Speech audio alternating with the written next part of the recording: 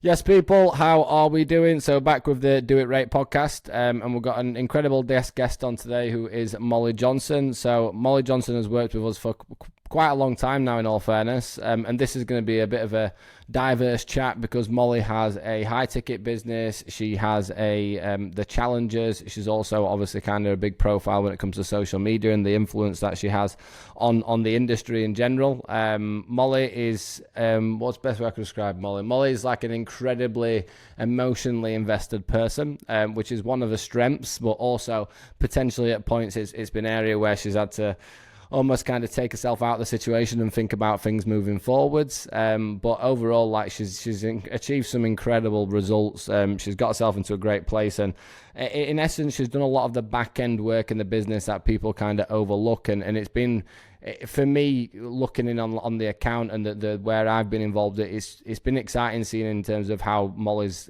in essence like evolved as a director, not only just like with a team and running a company, but for example when I jumped first thing before the podcast, I was like, oh, how are you doing? And she was like, I'm pretty chilled, and I was like, that's positive. Do you know what I mean? That's positive. Like if you're not stressing and like the amount of times I've said on these podcasts, like business is not fucking plain sailing. Shit goes wrong. People sometimes don't do the things that you want them to do, and sometimes you just got to really think forwards and get yourself out of that situation. So, what I'll do now is I'll let Molly introduce herself in terms of full story, mate. Like basically, like what is the what one thing I love and everyone knows on it is that I love a story. And I've actually had a few podcasts with clients recently where I found out some stuff that I didn't actually know. So could you basically do a step-by-step journey what in essence has got you to who you are right now and what you do?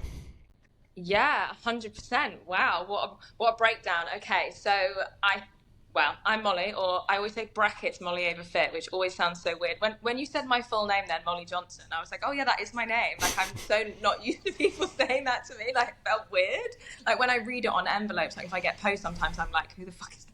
I'm like, oh yeah. So I guess I started the chapter of me that is the current me.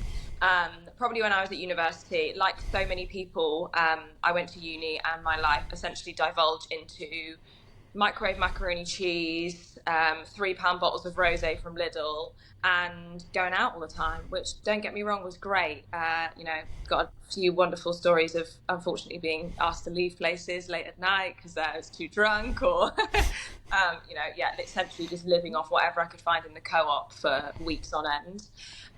But what really happened was that it didn't serve me, and I gained loads of weight, and I was kind of really miserable. Like, I was so like I used to spend days and days like sat in my university bedroom. I'd come home all the time. My mum would be like, "Not being funny, but you're paying so much money to be there. Like, why are you here? Like, why have you got another train home?" And I just found that I wasn't really settled. And I used to love to dance, and I used to love to do all these fun, exciting things. Like I was a street dance teacher for years, which is a bit of a random one. But I had so much passion in all of that, and I just kind of realised that it had all sort of disappeared. So I knew that I needed to kind of recenter and refocus myself. And I was like, do you know what's the most original idea that no one's ever done in their whole life ever is make a fitness Instagram. No one's ever done that before. So like, I'm going to be the flagship entrepreneur for fitness Instagrams. No, but for real, I was like, you know what, loads of other people are doing it. And I think that maybe it would provide me some focus. And actually, fun fact, when I started my fitness Instagram, I used to edit all my photos like crazy. Like Oh, I really? Didn't know Yeah, now that. I'm obviously, such a big push for self-love and all of these the confidence and everything, and I believe so deeply in that. But I was so unbelievably insecure when I started. I honestly don't know if I've ever said that out loud before. I used to edit my photos like mad. Not very well either, like honestly. Like people must be Uh, thinking, oh. But yeah, I just wanted, I guess, I wanted to see progress. So it was almost like I created progress for myself that wasn't there, but it kind of almost kept me going. And I think I probably had like a couple of thousand followers, because I followed like 20,000 people, and then like 2,000 people follow you back. And I was like, yeah. yeah, this is the way to do it. And I slowly fell in love with it. I went in cycles over and over again of this all or nothing, which is something that I focus on so much in coaching now, because it honestly paralyzed me from either having to be completely perfect. Like I'd make a quote unquote salad, which was like a baguette full of cheese and then some lettuce on the side, and I'd be like, I've had a salad. And I'd go to the gym and I'd do like an hour on the treadmill, and I'd take a picture of how many calories I'd burnt on the treadmill, like doing this incline walk, and I'd rinse and repeat that for like 4 days, and then I'd go on a night out and be like, right, right, fuck everyone, I'll try this again in a month, because like I'm so hungover I can't even breathe, let alone imagine trying to think about prepping some breakfast. You know, I did the tea tox, I did skinny mint tea. Oh my god, literally, basically when you literally poo yourself. What, when you just literally have tea all the time? It's like tea that's designed to make you skinny. Like, I'm not even joking, Ben. Like, it's called skinny mint, or they do like Boo Tea is another brand of it. Like, I've heard of Boo Tea before, yeah. Yeah, so it's basically another version of that. And I honestly must have done that, I think, for the first time when I was like 16. So I've done everything. I've taken fat burner pills. Like, I've literally anything to try and cut the corners to make it easier for myself to achieve the things I wanted to achieve. And I did lose weight eventually, not via any of that, but like actually just by sitting myself down and being like, you need to be more active and you need to drink less wine, because it's really not providing you with the life that you dreamed of. And that was great and all, but honestly, like, I was so busy chasing that tiny version of me that I just got completely consumed by, like, if I don't weigh lighter on the scale this morning, my whole day is dictated by that, whether that's success or not. And funnily enough, you will never find joy or success or happiness come from constantly chasing a number, because at one point I was like, I'm too scared to eat fruit because there's too many calories in it. Like, what I eat in a day that I used to post were like protein shake for breakfast, like pasta and vegetarian chicken for lunch. So obviously I don't eat meat, so I was obsessed with the protein. And then if I was lucky, I might have put peas in my dinner, but I would be eating no fruit or vegetables, because I was like, all of these calories must go on fun foods, because I was so restrictive in everything that I was eating. So yeah, got all the way down to that end of the spectrum, literally flat as you like, got nothing going on. And what I realized was, like, I actually just want to be really strong. Like, I want to be powerful. Like, I feel completely powerless right now, because even though I'm going to the gym and I'm doing all of these things and I'm hitting these goals and the things that I wanted to do, you know, I spent honestly like the first 2.5 years chasing this goal. I was like, I still have no power, however, like, over how I feel, because I still wake up and I still look in the mirror and I still see the same version of me that I was 2.5 years ago, because inside I've not made any changes. I'm still chasing the same things, still working on the same goals, and I'm not that person anymore, and I have to choose to step out of that. And it really is an active choice. I think people just think that one day you wake up and you're like, I just love myself today. Like, I just love myself, I'm going to love myself forever. And it's not true. Like, I still wake up and have days where I look in the mirror and I still feel frustrated, or I'm still not where I want to be. But 6 out of 7 days a week, I do wake up and I feel good. But that's because I've chosen to make an internal change, rather than just constantly focusing on externally what I look like, or what I'm achieving on that front. So yeah, I suppose that's a summary of the last 6 years. The first 2.5 are a bit rubbish. So I was trying to get somewhere. At what point? So at what point in that journey was it like, right? I'm based on the experience and lessons that I've been through, I'm going to start doing this in terms of coaching. When was that decision? So actually, that decision was probably about 1.5 years in, I'd say. Like, still definitely chasing my smaller self, which is so ironic, because I was very able to coach other people away from that, but still not able to do it for myself. But I think that I finished uni during a COVID lockdown. I actually have a human geography degree, which is so random. That is definitely very random. Tourism, I'm your girl. But yeah, what a waste of £50,000. I just did it for the plot, really. Just did it for the plot, for the debt. And I finished during the COVID lockdown, there was no jobs. And I remember my mum sitting down to me and she was like, why don't you just use this time and space to like keep learning and keep educating yourself? Because like, I really love being in education. Like, I love personal growth, you know, whether that's through me, what I'm doing for me, or whether I'm learning something new. And she was like, why don't you do something? I don't know whether she meant like throw away your whole degree that you've just spent 3 years working for and just have a laugh. But like, you know, I was like, no, I'm going to do something really passionate about. I love fitness. I love what I'm doing. Like, I paid for myself to do my PT qualifications, did everything online. I think I finished them within like 2 months, because I was every day, like 6 hours a day, going crazy for it, working 2 part-time jobs during COVID just to get some money in as well. And yeah, I just was so passionate about getting it done. I fired through it as quick as possible. I asked my dad, bless him, to come and be my like PT client when I did my exam. I forced him to come with me. And yeah, I just really threw myself into that, because I think that for so long I'd been doing this degree that I didn't really love. Like, the holidays were great, we went on fantastic trips, which was awesome, but like there was no passion in it, and I was scraping by on my degree because there was no like fire in what I was doing. But the second that I started these like sitting down and learning about things that I found so interesting and like helping my growth there as well, I was hooked. Like honestly, it was like a drug. I was like, I want to share all this information. I want to do whatever I can. And even though my Instagram was still really small, like I was like reaching out to people who were posting on their stories, like sharing as much as I could to support them.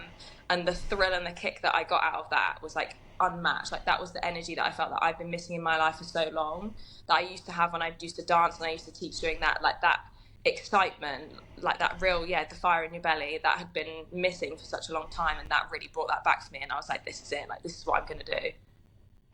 So when did you actually start personal training before online coaching?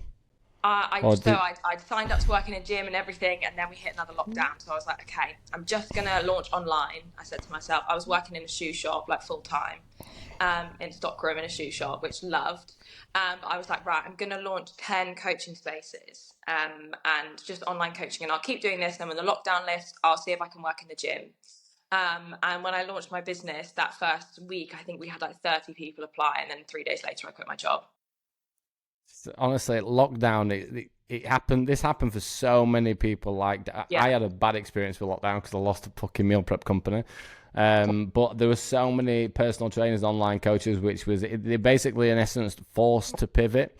I feel like because of the pandemic, that's why we had such a massive spike in online coaching, because it was like, look, in essence, when I always say, like, when you're backed into a wall, you've got no fucking other choice. In essence, that's what happens to the fitness industry. It was like you either go online and swim, or you're gonna sink, and it kind of forced people into that. And I feel like that's what created such a massive spike, obviously coming out the back of it, which is good and bad in certain areas. So there were some people who were definitely qualified, but there were some people who were just doing it because of the sake of it, and they couldn't really do anything else, which is obviously not great. And it's the same for a lot of stuff. And if you look at, I've spoke a lot about like the state of the mentoring sector. If you look at off the back of the pandemic, spiking online coaches, spike in mentoring, and then it's like when before the pandemic there was not anywhere near as like negative connotation with online coaching and fitness business mentoring.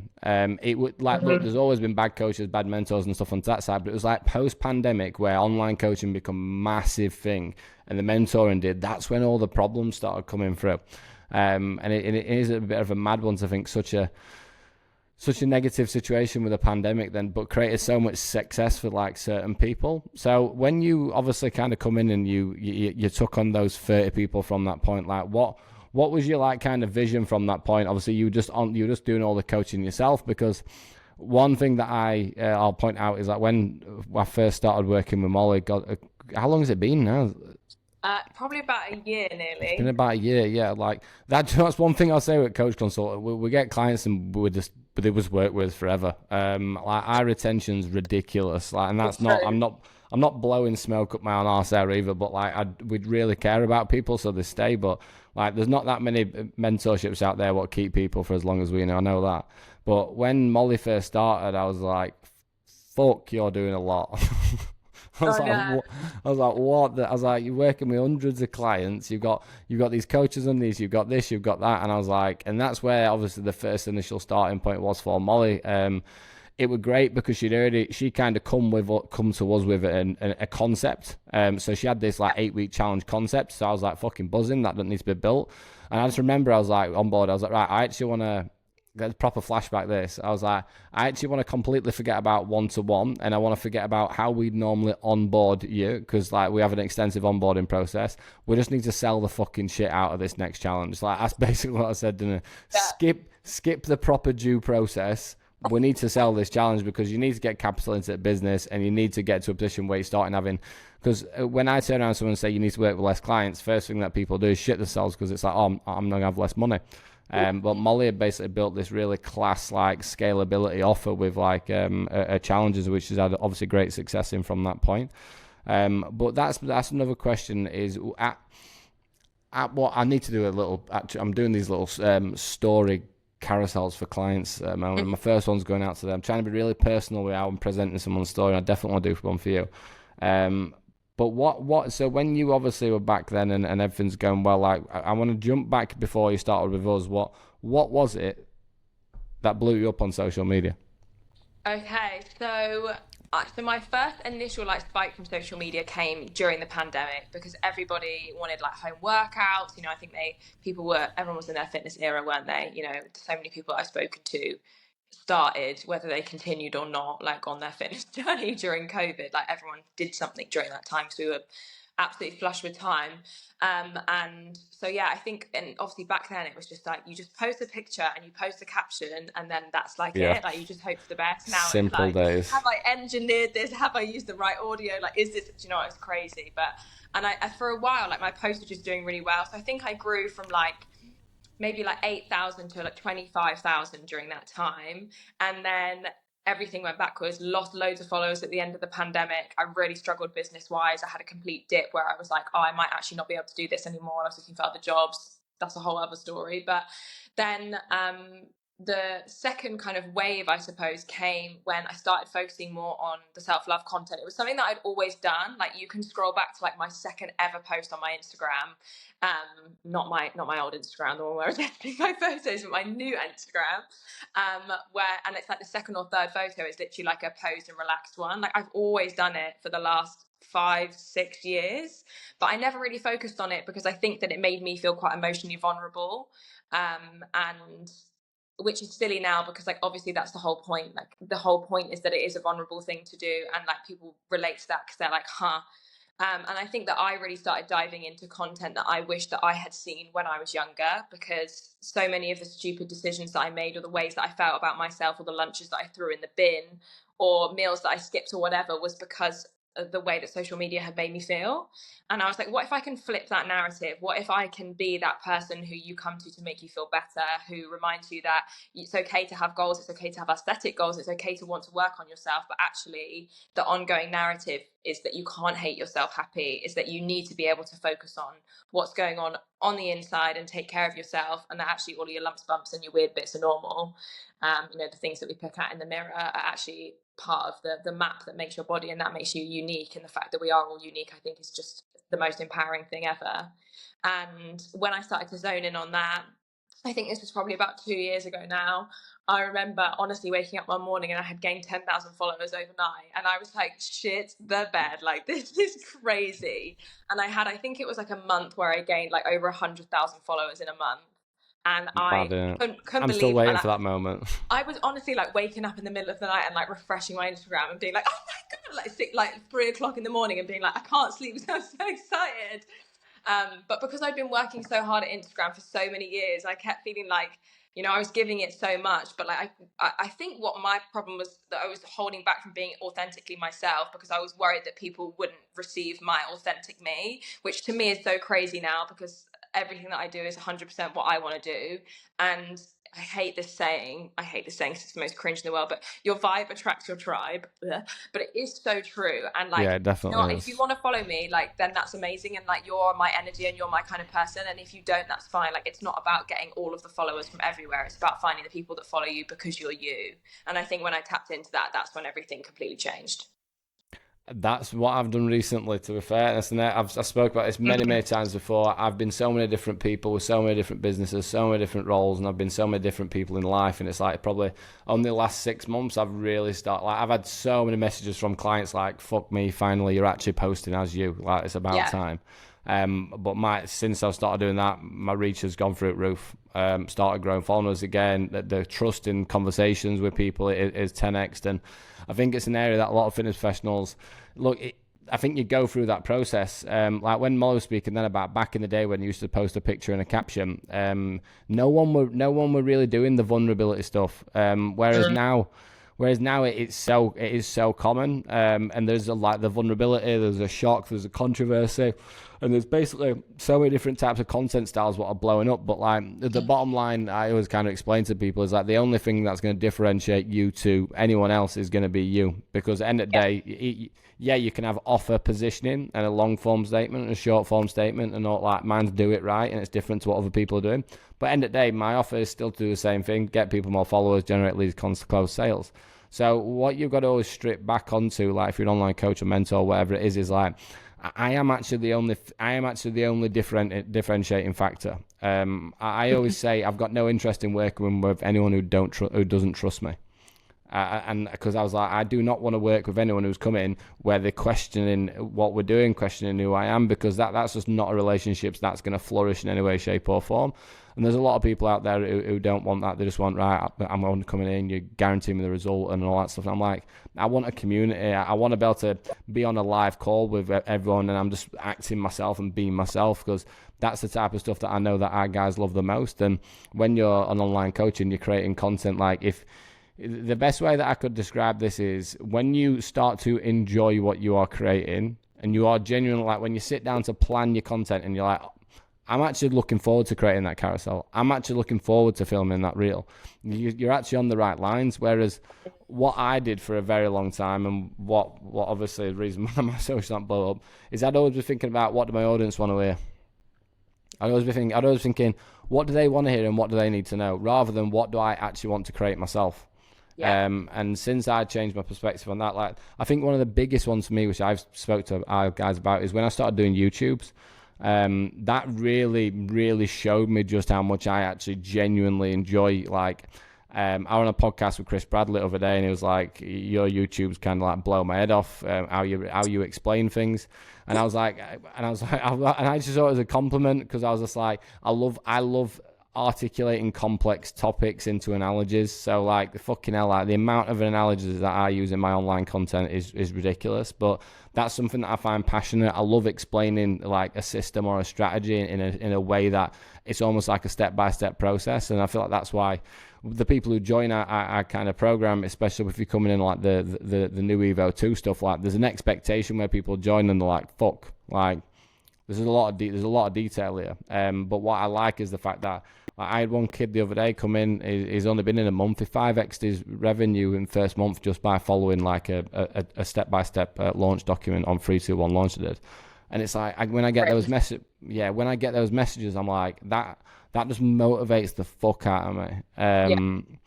And I think that's when I kind of bought into content more in the last probably 3-4 months. Is like after you have a baby and it changes your fucking perspective on stuff. I was like, and that's all I'll say is that when Remy come along, I was like, I can't take on each day being anything other than myself anymore. Like I don't, if I'm not everyone's cup of tea, that's fine, and I'm okay with that. And I feel like that's the first hurdle. Is like, for example, when Molly said, then it's about, I was being vulnerable, but you kind of do have that self-doubt and fear. It was very, very similar to me as a mentor. I was like, look, I've got a very different background to pretty much every single mentor who's out there, and I know that for a fact, and I'm a very different person.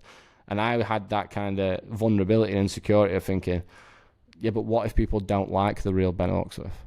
And that's what it always was. I had this kind of conflict with myself, and like the amount of people who I've spoken to, like Fraser Reynolds yesterday, Sean Casey, like Molly Johnson now. What's everyone fucking saying? Be yourself. Like, be yourself, because the moment that's just, remember, this is just content. This has got nothing to do with what we'll talk about in a minute, where Molly's not only had to be a content creator, a coach, to then be a team manager, to then be a director, to then be looking at managing actual acquisition teams. Like, you've got to think, when you start getting stretched out across all of these bases, guys, like, this shit gets fucking hard. If you've got conflict with who you are and what you're creating and how you're conducting yourself alongside the shit that business throws at you, you're fucked. Like, this is speaking from someone who's been there, and I've been fucked by it. And it's like, you're always going to work through these hurdles and these obstacles when you're comfortable with yourself. And that's one thing I really like about Molly's message is like, obviously there's so many, and Molly's not an influencer. She's a director of a company, a CEO, and a coach. Right? But you have a lot of just influencers out there. She does have influence on people, but I don't like calling our clients influencers because they're not. It's just my thing. I won't work. If someone comes like, I'm an influencer and I want to monetize my audience, I'd be like, why? Yeah. Do you want to do it to make money? Or for example, if you look at Molly, what she said is like, she wants to find the root internal cause problems with people. Like, that's the change that she's wanting to see in the world. Like, I had a podcast with Fraser yesterday, and he was like, my mission is to just get more families actually eating fucking food together again.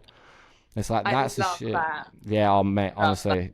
Listen to that podcast because he's never actually said that to me, and we've known he's built an app, launched an app challenges, but he's never really explained what what is it that really comes back down to? And it was like, and that's what I love. It's like when I know that someone has a real mission and a real purpose, like there's no amount of shit that I won't do. Like the amount of times where, like for example, obviously when we used to have the agency running, like things weren't going great for Molly. I was like, right, sweet, I'm jumping straight into it. I'm sorting it.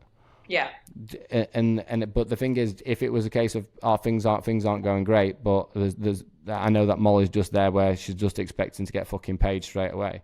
I'm not going to be motivated to go and solve that problem for someone. But when someone's like, someone's emotional, I still remember that call where me and Molly had a big chat and there were loads of stuff going off, and I was like, Molly, like every single thing that you're worried about right now is what every other fucking high ticket company has had to go through. But it's like I've obviously been there and I've done it and I've seen it and I've experienced it myself. And like, for example, like there's some people where all they'll do is they'll look at it from like an objective perspective, like fucking they'll just make quick decisions. Whereas like Molly's like a real deep critical thinker. She really cares about like the decisions that she makes and the impact it has on people around her. And that is a massive, there's no negative associated with that, because that's the type of thing that keeps a company strong for life. So one thing I want to start asking about now is basically what have been the biggest lessons and experiences that you've basically had to go through in terms of when you start to expand away from just running this show yourself? Yeah, great question. Do you know what? Everything comes back to me that is a fear of failure. Like something that I've had to overcome, and I'm still overcoming it now, is a massive fear of failure, because I think that and this is very lucky, I probably don't have very many examples of failure in my life. You know, I did very well at school. I've always worked really hard, and I've worked hard, and then I've been successful off the back of that, because you can put the work in, and it's very like, if you study for your exams, you will do well, like that kind of, you know, black and white. And I think when it comes to business, because there's so many controllables that you can't control, especially when you start bringing more people in, there are factors that you literally cannot like pinpoint and be like, this is exactly how this is going to go. Yeah. My fear of failure absolutely skyrocketed, because I was like, this business is my identity, because I put so much into it and my heart and soul is in this. So what does that mean about me if something goes wrong, versus this business is a business that I'm growing and I have a lot of love and investment in, but I also need to take risks to be able to move forward, or I am then creating the bottleneck in my business, because the bottleneck is me. Yeah. And I think that the overcoming that and understanding that, yes, the higher you climb, the further you have to fall is really scary, but also the fact that I have no evidence for the fact that I'm gonna fail. Like, you create evidence in your own head, and like there's so much mindset, I think, that comes into allowing yourself to expand, because like otherwise you're constantly holding yourself back. Like, you don't post that story. Why? Because you have fear of success, and then the higher you climb, the further you fall. Like, you stop yourself from doing things. For example, like I didn't bother for either the email marketing for so long. I didn't bother with running a challenge for so long because I was scared that it would flop, rather than thinking like, imagine what an amazing opportunity this is to help so many more people in a short span of time. And I think really shifting my mindset and the way that I literally just come in and view things as an overhead has completely changed the way that I then approach decision making, and that's allowed for so much expansion. Whereas before I would have been like, I can't do that, or that's too scary. Yep, and there's like I'd say the biggest lesson that Molly's had to learn is there's always a solution for every problem.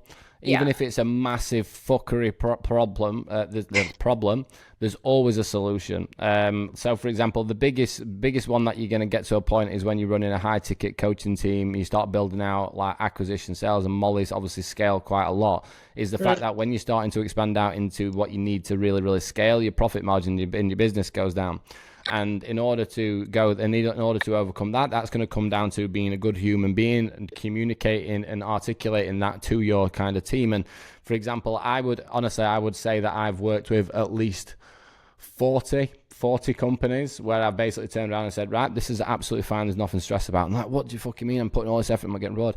Right? All we need to do is we need to communicate to the people who are being paid that in order to scale this business, that we need to be looking at spending more money, so it means that they can't get as much profit. But when you explain it in a way that if I am able to push further and push more volume of acquisition, you're going to be getting paid more, that's what it comes down to. But you've got this fear of failure, it's like, especially when people are involved, because you've got someone else's perspective, their opinion, their belief, and then against your own, and you're in this battle where you're thinking, oh, this and that. And the bottom line is, guys, you've got to come down, it's like, it's your company and it's your vision. The people who want to be a part of your vision will look past a short-term problem and see the long-term benefit, which 9 times out of 10, the fucking people who stay always end up fucking winning. And the people who, for example, I've had it where I've completely restructured people's organizations, the teams and everything. And the people who have basically dropped off, about 3-4 months later, I've had the director turn around and go, fuck me, I can't believe how much of a benefit that's obviously been. But in that moment, all you want to think is, I want to look after people. I want to keep them happy. As soon as I make a change, it's going to become a problem. But it's not. It's just about highlighting. So, like Molly mentioned, a massive one is like you've got bottlenecking when it comes down to availability. Like I always basically look at imagine that business is basically has multiple different forms of self-contained systems. So, for example, you have coaching, you have the challenge, you have email, you have content, you have ads, you have setting, you have closing, right? Every single one of those systems will always have some form of bottleneck. So rather than looking at your business like, I've got a big fucking bottle of water in front of me, so it's a perfect analogy. So imagine just looking at your business as a whole as a bottleneck. Imagine breaking this bottle down into about 15 different small areas. Rather than going, fucking hell, my business is at bottleneck and I can't grow, just turn around and start looking and going, right, is it the fact that I'm actually not producing enough high quality and volume content, right? If it's that, then focus on fixing that system. If it's the fact that it comes down to your availability in terms of time, it's like, right, what do I do with my day, my routine? Have I maxed it out? Have I still not got fucking time? Right, for example, I need to look next. So I come onto a call with Molly at the start of this, and I was like, since I've been in Dubai and I've had that extra 4 hours, like I feel like I'm not bottlenecking myself every single day. So do you know what I mean? Like rather than just looking, going, I have a major fucking problem. Like I can't do this. 'Cause I ain't got a knife, but it'd be great if I could do this live on a podcast. Imagine that this is there. You got these knife holes in it, and you've got water pouring out. Rather than thinking, "Fuck me, the pipe's broken, and I'm gonna shit myself," all you need to do is go, "That's it. I'm gonna cover that up." And it's when you start thinking about that micro little kind of breakdown system rather than the bigger problem that you think, "Oh well, that's fucking easy. That's easy. That's easy." Mm-hmm. And the thing is, I can come in and teach this. I can teach people strategy, systems, SOPs. I can give you fucking everything, right? The only time that you will truly understand and articulate what I've just said is when you've fucked up that many times. That is it. I swear to God, regardless of the amount of information I give someone, the only time you will truly accept it and truly understand it is when you made a mistake in that area. So, for example, it's like Molly now, like the amount of different things that she's had to accumulate over this last 12 months where something's gone well, something hasn't. All it does, it basically has this compound effect and accumulates into a very, very resilient leader, right? I say now there is not that much that I don't even know what there could be in terms of business growth, management systems, anything that would cause stress for me anymore. Mm-hmm. Like, because I've seen it all and I've done it all and I've been in so many situations. And for example, Molly who said at the start, and I said this on a podcast the other day, I said, people's current positions are there and the desired situation's there, and the mic in the middle is fear. The only thing that's stopping someone getting from where they want to be to where they are now, obviously, is going to be the fact that they're scared of failing. And the only way that you can basically overcome is by doing. Like I honestly, every fucking business owner, right, whether it's Elon Musk, whether it's Mark Zuckerberg, whoever, everyone's just fucking falling up and tripping forwards. Yeah. That's it. Yeah, honestly. Just tripping forwards. My phone background currently is even when I lose, I win. Yeah. Even when I lose, I win, because it's so true. Like, love that. There's always going to be stuff that goes wrong. Like, it's honestly, that's like my absolute motto at the moment, because, like, you know, there is always things that is going to be challenging. But it doesn't matter, like, if something goes horribly wrong, because, like, there's so much space for you to learn from that. And I think that for me now, moving forward out of this fear of failure, away from that mindset, is like, it's just a constant growth mindset. Like, I live in my growth mindset, because, like, if something absolutely goes to shit, I can pick up the pieces and go, this is where it went wrong, this is what I do next time, this is how I'm going to move forward. Like, A, B, C, done. Like, and I think that that's so important. But yeah, that's my little phone screen right now. No, I love that. It's class. And everything is a lesson, everything's an experience. But the moment that I did a reel the other day, it was like you can think about something 1,000 times, but you're still never taking a step forwards. Yeah, that's mental masturbation. You do that all the time. You're saving all your workouts, you're saving all your recipes, but you haven't actually made any of them. You haven't actually gone to the gym. Like, you can do that all you like, but yeah, it's not actually getting you anywhere. Yeah, and do you know what I shared for this? I don't know. I shared a post last night. I don't know if Molly's seen it, and it was basically a story, and it was almost like a bit of a full circle moment for me because I don't know who it was. I get served with like business quotes fucking constantly. But basically, it was like in your 20s, it's all about risk. In your 30s, it's all about build, and in your 40s, it's all about own. And I remember from being 18 years old, I remember being that guy where I was constantly pushing to that next thing, and I was constantly failing. I had basically personal training gym, left, rebuilt again. Another personal training gym, left, rebuilt again. And people thought I was fucking mad. Started an education company, scaled that, closed that down. Meal prep company in banks, massive failure with pandemic. Events company with coach convention. And all I was ever doing is I was pushing and pushing and pushing and pushing. And in that period, I remember I had so much self-doubt. I remember looking at myself and going, why is this my ADHD? Is this what you fucking should be doing? I still don't feel like I've always done well since I was 21 financially, but I'm not really getting that breakthrough moment like type level shit that I'm doing with a coach consultant now. And do you know what? Like, I used to beat myself up about it because I was like, fucking hell. Like, because I used to have people say, like, you need to stop calling yourself out. You need to stop doing this. You need to stop doing that. And when I saw that story last night, I was like, if that's someone at that level who's saying that in your 20s, it's all about taking risks. And I kind of just sat there and went, do you know what? I am so fucking glad I did everything that I did. Yeah. I'm so glad that I put myself in all of those situations and so glad that I fucked up that many times because I would never, there is no chance in hell I would have what I have now, do what I do and what we've got planned for the next 10 years if I'd have not spent those 20s of my life just hammering it. That's all I used to do is just absolutely fucking hammering it. But there's some people out there where like the moment that something goes wrong, you have this like massive like catastrophe mindset where it's like, this is shit, I'm shit, and then you basically spend that fucking long stressing about a little thing that's gone wrong that you've slowed yourself down for the 4 steps you could have taken ahead. So for example, like as Molly's saying, like there's been, I won't be able to count how many situations have been in Molly in last 12 months where something's not gone perfectly or that's needed to be manipulated or that's needed to look at. Yeah. Like, and that's just business and that's just life. And it's like the big one as well is like when you've got personal influence and still managing everything like on business, like there's so much conversation out there where it's like that system's not working or that strategy isn't working or that SOP. And I always just turn around and said, yeah, but what about you as a person? Are you fucking working? You know, what do you mean? I put a post up last night. I was like, everyone's looking for a get rich quick scheme, but in reality, like you've got a 6-figure, 7-figure business just in the fact that you're not managing your daily routine properly. Yeah, like there's so much more to business and aspirations and goals in life than you just need this proven fucking concept. Like, I probably got the most boring thing ever. So my message is do it right, and my methodology is the smart scaling system. The smart scaling system, I swear to God, is just a massive fucking to-do list. That's all it is. So it's a massive to-do list, but that is how I built my businesses, by going step 1, step 2, step 3, step 4, step 5, go back. And do you know what I mean? And for example, yeah, it's not this fucking millionaire dog fucking blueprint bullshit what you kind of see out there, but it's the type of shit that has built multi-7-figure businesses. It has built 7-figure businesses, has built multi-6-figure, like, and that's what all I want is I'd rather, I would hate to ever package what I do in a way that just sounds better in the market. And when I kind of really started putting all the structures together, I was like, I don't want to be known for that. I want people to look at me and be like, this program's a fucking joke.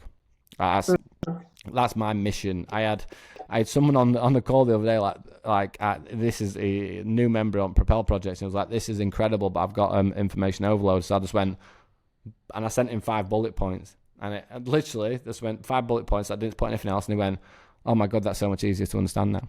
And I said, what's the one thing that I say to you all times? You know, and everyone went, do it right. I said, what does that mean? Do it properly, one thing at a time. Yeah. And that's it. And then I turned around and I said, I'm not apologizing either, because I'm going to give you the best fucking product and program that there is in this sector. And that's my mission. I said, so all you've got to do is just do one thing at a time. And for example, like there's so many online coaches there who are trying to juggle and do so many different things, and they're not even getting the core base foundation right. So for example, like Molly there, she was just very, very, very, very consistent with social media for a very, very, very fucking long time, and then eventually it fucking paid off. Yeah. Whereas at the moment, it's like, right, I'm going to start, but I'm going to stop. I'm going to start, and then I'm going to stop. And that's obviously it's not the best way to go about it. So next question that I've got for you is, right, at what point was it when you initially start, so this is going back a year ago, at what point was it where you turned around and went, fuck, I need help with this? So the reason that I'm asking that is because there's a lot of people out there who are scared to ask for help, but also I think that some people get to a point where they push it way, way, way, way too far. Yeah, I think that I think I'd always been, I always had wanted some advice and support. And it's very hard when you are the head honcho in your business or whatever, because there's no one that you can turn to really and say, do you think this is a good idea, who's tried it before? Because everybody else is looking to you to have all the answers. And funnily enough, any business owner who might be listening to this will know that you absolutely do not have all the answers. In fact, you probably don't have any of the answers. Fucking don't have the answers. Just sort of, hope for the best as you go along. And I needed someone to believe in me. Like, I really believe in myself, but I needed that kind of reinforcement. And I could tell that what I was doing wasn't going to get me where I wanted to be. I was so trapped in my business that I couldn't be an onlooker of my business. I couldn't manage my business because I was just wearing so many different hats, trying to do so many different things. But I also still had that little bit of fear of, like, how am I going to step away from this? Like, I need some advice and some support around it. And I was very, the amount of times that I went to book a call with you guys and then was like, no, I'm not going to do it. Or like, oh, I'm not sure. I'm a bit scared, over and over again, because I was like, I want to make this investment, but like, I can just do this on my own. I can do this on my own. I've done so much on my own before. Like, you get so stubborn, don't you? I'm like, put my big girl pants on and just get it done. But when you're waking up every morning and you're just tired all of the time, and there's all of these things that you want to do, but you've got no time management to be able to do them. I wanted to launch this challenge, and I just kept it. I'd look at all of these ideas. We're all done. Yeah. How fucking buzzing, mate. I was like, yes. I was like, we ain't got to do anything on that. Let's just sell it. Yeah, I'd like made this 8-week challenge, and then I'm like, I don't have a clue how to market this. I've never done this before. I also don't have any fucking time to do anything, because I'm always trying to do 100 different things. But yeah, so I think it was a point of like waking up feeling pretty burnt out every single day, and just knowing that I think my fear of, like, my business has invested so much into me, like, it's done so much for me. I was like, I just need to be able to do the same back and just get over the fact that I'm a little bit scared. So yeah, that was a real turning point of like, I can see that I'm stopping my own growth, but I don't know why I'm stopping my own growth. I don't know what's happening. I can't, like, it's so hard when you're in it you're so tunnel vision, you can't see anything else. Like, literally had the first call with you guys, obviously, and then there was so many of you on the call. I was so scared. You were like, tell us about your business, and there's like 10 people staring at me. And I'm like, oh my gosh. And like, literally within that first call, I just remember coming away from that and feeling like a weight had been lifted. And you must get that all the time, but I just was like, I came away from that call and I came downstairs, and my partner was sat, I think he was eating dinner or whatever, and I was like, this is going to change my life. I was like, this is going to change my life. I was like, and you were saying about trust earlier, like, I honestly, every word that came out of your guys' mouth, I was like, I trust what you're saying so much. Like, I have so much belief in you guys because I knew that you believed in me. And that was such a powerful thing for me. Like, I was like, this is going to change everything. And I'm still here a year later, and I'm not fucking going anywhere. So not fucking leaving. Nope. Do you know what it's? So I put a post up on, and sometimes you don't ask, you don't get, and it's a similar situation. I thought, I've got extra 4 hours in the morning in Dubai. I'm here for like 10, 12 days. I'm going to see if anyone wants to meet. Put a post out, and I've had 18 meetings in 10 to 12 days. And like, I know it sounds daft, but like, if I'd have never just reached out and put that out, I'd have never got it. I'd have been sat in an apartment with extra hours and not doing anything with it. And another point that Molly's got there is, like, obviously, she felt like a massive weight had been lifted, and I like to be really, really, really transparent when people come and work with us. Is I'm not coming into someone's business, or the team is, or when you join our group, for example, and coming in and telling you to do less. Right? Like, when you come in, I had a meeting with a guy this morning. I had he actually turned around to me and said, look, I don't want to waste your time because I'm not really in a position to invest in stuff at the moment. And I said, I've not said yes to doing a meeting with you because I'm expecting you to pay me on spot, bro. Like, I've got that hour. Come and have a chat, and I'll have a look at your business. And then literally, so I will run this meeting without any expectation. And at the end of it, it was like, how do I sign up? Like, I want to do this, like, straight away. And I was like, I was a bit taken back. Like, I was like, mate, I need you to know, I'm not doing this meeting because I'm trying to get a sale. I'm doing this meeting because I'm going to follow up with you and I'm going to help you out. First thing I said to him was like, look, I'm gonna be completely honest with you right now. Right, when you join this, the first thing that you need to be prepared for is the fact that I'm going to alleviate all the stress that you've got, but I'm probably going to ask you to do 4 or 5 times more shit than you've ever done before. Yeah, right? So true.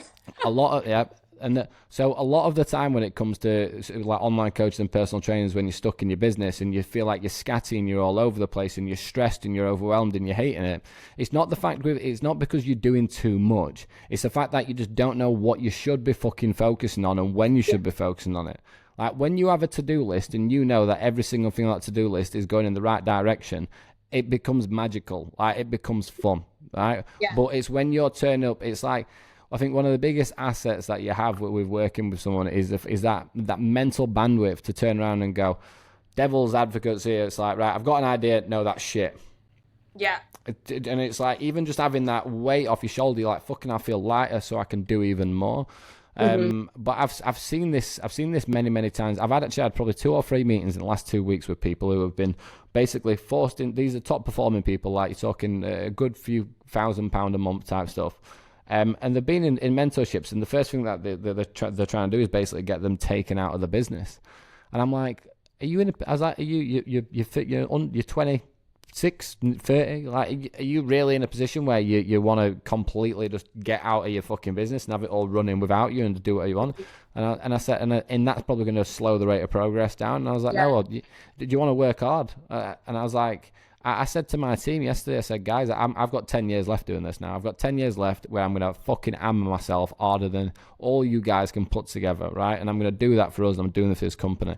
I said, but when I hit 40, that's when I might start looking at life and business a bit different. But it's like, I feel like there's this connotation where it's like, and I see so much content on it. It's like, right, getting yourself out of the business and outsourcing completely. Like the moment that if a director's taken out of a company too early, it completely reduces creative direction as a starting point. Right? From that point, if, for example, like nobody knows a company more than the actual company owner itself. Like I don't go into someone's company and ever know more than them, and I make that fucking clear. So, for example, like now I do my one-to-one like consultancy on the side for like 4 or 5 people. I come in and I'll turn around and go, my job is to teach you so you can teach someone else. Because the more information that you know, the more problems you can solve, the less stress that you're going to be under long term. And I feel like that's a big lesson is like Molly's work rate, and a balance now is going to be 10 times better, because it's when you are focusing your energy and your time into something which you know is not actually moving you forwards, that is the worst place to be in business. It's when you are working so hard on output, but you know that the things that you're doing are not actually taking you steps forward. So the biggest one is the fact when you're stuck in client management. And for example, like might be like, well, it's not stuck in client management, that's your job, right? When you get to a certain point in business, like you cannot be stuck in client fulfillment, right? But what you don't do is you don't go, right, I'm going to get myself out of client fulfillment, I'm going to get myself out of acquisition, and then what I'm going to do is I'm going to sit around and have expectations for everyone fucking do shit for me. Like, I love these moments when I've had in business where I've kind of taken myself out of it and I've gone, look at my diary. I'm like, oh my God, I'm going to smash the life out of this because I can do that. And you get that hunger back where you're like, you start working until 6, 7, 8 o'clock at night, and you're like, it's like I've had in the last 2 weeks, I've been going from 7 a.m. to 9 p.m. With the extra meetings. Not even batted an eyelid because I'm so passionate about the shit that I'm actually fucking doing. So like, if you're in a position right now, guys, it's like, don't look at coming into like a mentorship because it's like, right, all I want to be doing is just get an answer and then I'm going to take myself out of business and live a life like I don't work like that. I work with the people who want to fucking push. I work with people who are ready to work, ready to learn, and they want to innovate, they want to create, and that's the type of people that I'm most passionate about. I always use Elon Musk as an example here. So that guy is obviously worth 500 billion. He still spends a lot of time in engine rooms with engineers fixing problems. Yeah. But his full day isn't spent in there. He's not doing it all day in, but he knows that if he goes in and sorts that tiny little problem, that's going to move him forward. Yeah. And like, it's just, I think that's just a big lesson that you need to accept that you're working hard and you're not thinking, right, oh, well, as soon as I get a coaching team, it's going to be full lifetime and freedom. It's like, Yeah, try again. Honestly, try Yeah, again. try again. Or the amount of times I've had someone turn around to me and go, I'm thinking about launching an app so it'll be easier. Oh yeah. What? Just because you're not doing a check-in with a thing, you think that's easy? Is it? Fuck. There's no business what's easy. Like, Yeah, it's say, like, easy. the time, energy, and money that goes into launching an app is. My God, it's ridiculous. There's no easy route in business. There's no quick fix. Like there's no all this like, right, you're gonna do X, Y, and Z if you use this system. Like it, regardless of whatever you do, however you do it, you are going to have to work hard to get what you want in life and business.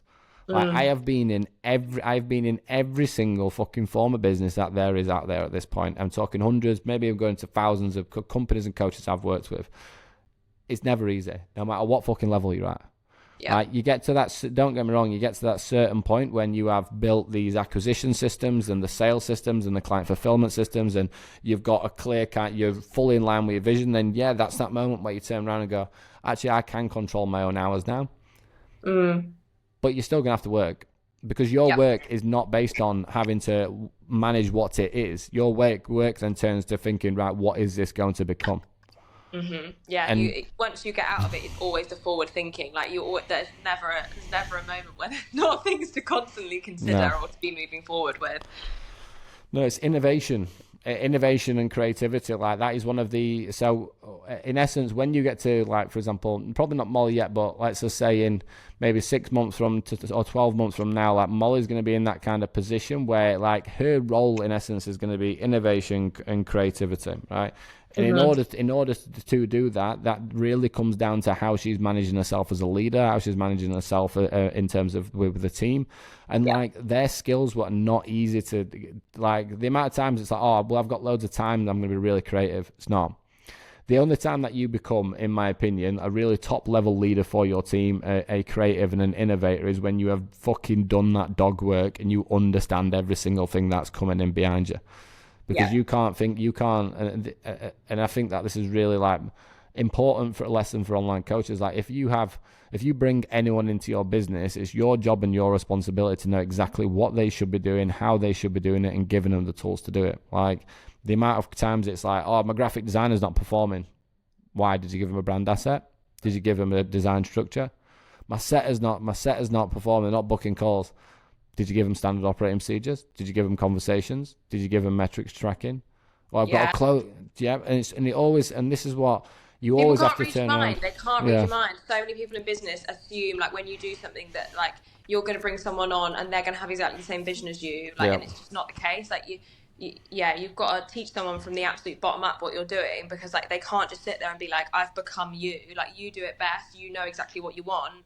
And like someone coming in as an outsider, like I think this all the time, like people just expect someone to be able to do something. And it's like, do you know how much work that goes into training someone up or helping and advising someone to provide the same level of success in what you're already doing? Like it's so true.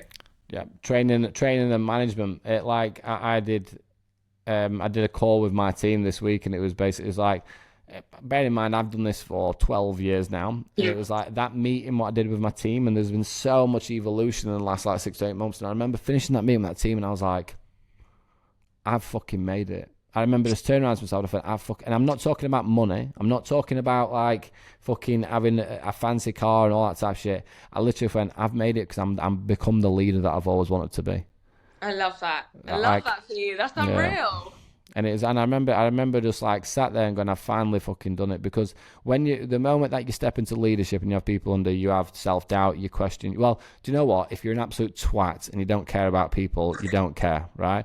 If you're genuinely a good person and you genuinely care about people, like the type of people I like to work with, you will second guess yourself and you will doubt yourself, right? And you're going to make mistakes with managing people's emotions. You're going to make mistakes with managing people's metrics. You're going to make mistakes all over the place. And that's taken me, I've worked in, I won't be able to count how many different team formats with my own companies and other people at this point. And it's like that moment where it's like, do you know what? I've got my leadership style bang on, because how I lead is, I know, hands down, completely different to how Molly will lead. It's completely different to how Rob leads, or Beth, or whoever else I work with. It's like you have to kind of find your style, but when it clicks, it clicks. And that's just something that you need to find over time, because a lot of the time I feel like people are coming in and you either go like right hand or left hand. So it's like right hand, it's all managing someone's subjective basis, or left hand, it's all based on KPIs and metrics. And Yeah. that's not how you manage a human being. You manage a human being by making sure that they do have metrics and targets on the left hand side, but you also are looking after them as a person as well. And that starts with you. That starts with like making sure, are you in touch with your own numbers? Are you in touch with your own performance? Like leadership is, I did 10 psychological lessons on leadership yesterday, and I basically spoke about the concept of kind of like leadership and energy and how you conduct yourself. It is contagious. I've been very open about on other podcasts. In 2024, I went through a really, really tough time. And I spoke to most of my clients knew, and I was like, look, I'm not my fucking self at the moment, but I am going to be once I've completed everything that I'm planning on doing. And I think that's something that having a bit of self-ownership and self-awareness to like turn around and go like, look, I'm not okay. I remember I did a call with Molly, and Molly got a little bit upset on the call, and I was like, I'm okay with this. Because she was so emotionally invested into it. And I was like, and she was like, I'm sorry. And I was like, cry, get it out. So get it out, get it, whatever you need to get out of your system right now, get it out, because it's coming and surfacing for a fucking reason. And if you keep pushing that shit down, so for example, it's exactly the same of, I need help with my business and I need help with my life, but I'm pushing it down and pushing it down. You're never going to take action to get forwards. Like, people need to start surfacing and taking action and showing how they feel, rather than, oh, well, I'm just going to cover that up and hope it gets fucking better. Yeah, because you end up getting to an absolute crisis point then, like, as someone who struggled with their mental health, like, so many times for so many different reasons over the years, like, it's so, your innate want is just to be like, oh, like, it'll be fine, it'll be fine, it'll be fine. You know, and it's like when someone asks you like, oh, how are you doing? And you're like, yeah, I'm all right, thanks, how are you? Yeah. And it's like, oh, if you just fucking turn around, you're like, I'm actually not all right. Like, these are all the things that I'm really struggling with. Like, if you don't speak to people about it, you're never going to get anywhere with it. Like, you just end up crumbling under the pressure. No, you're never going to get help. Like, asking, I think I spoke about this in a previous podcast, but at that time, this lad called Jamie Jackson just reached out to try and win the competition that I was doing, and he sent me a 5-minute video on my email basically explaining that he's not in any type of situation to afford anything financially. He told me about his mum, how he's caring for his black brothers and sisters. And like, that was like, that was such a full circle moment for me. It was like, I remember why I fucking started. I remember I went flashback to being in Uganda at 16 years old, like fucking very lost, thinking, what am I doing with my life? Lost as a person. And then seeing this fucking kid, this blind kid play this xylophone and sing like Sean Paul. And I had this moment where I watched that video and I was like, this is why I actually fucking started all this. Like, I wanted to help people. And I remember looking at myself and I was like, I come in because I wanted to help people, because I had that natural thing, but I never asked for help. I never ever asked fucking. And I was like, what the fuck am I doing? Like, and that was such a huge light bulb moment for me. And I think it's so important to just kind of understand that, like, trying to be a lone wolf. Like, I spent 2/3 of my life so far being a lone wolf, without question, where I was like, don't need anyone, don't need help, I will figure it out. And it got me far, don't get me wrong, but it also created so much fucking bullshit in the background. And it's like, when with Molly, for example, she was like that lone wolf mentality until it was like, right, I'm at that point where I'm starting to crack and I need to get support. Like, and this is not just about business. Like, ask your friends, ask your family. Like, just fucking, just communicate when you need help. What's the worst someone can turn around and go, I can't help you with that, but I'd recommend that you do this. Yeah, 100%. And just start being a lot more open, guys. So, right, I won't keep Molly too long. That was an incredible podcast. Molly's an incredible person. She's got an incredible business, and I'm just so thankful and grateful to have such like loyal clients like Molly, because there's a hell of a lot more just like her. And we do everything in us power to obviously make sure they get what they want in life and business. So, thanks for joining me. Pleasure. We're loyal to you because you guys are literally the best at what you do. So why the hell would we ever go anywhere else? That's why, you've created something that is so like empowering. Like, that you guys empower us, I think, and I think that that's so instrumental in why people stay. Like, I never come on board with anyone from the team and think like, oh, I always come away like, oh my god, I can't wait for what's next. So thank you so much for having me on. This has been really amazing. Thank you very much, mate. Cheers.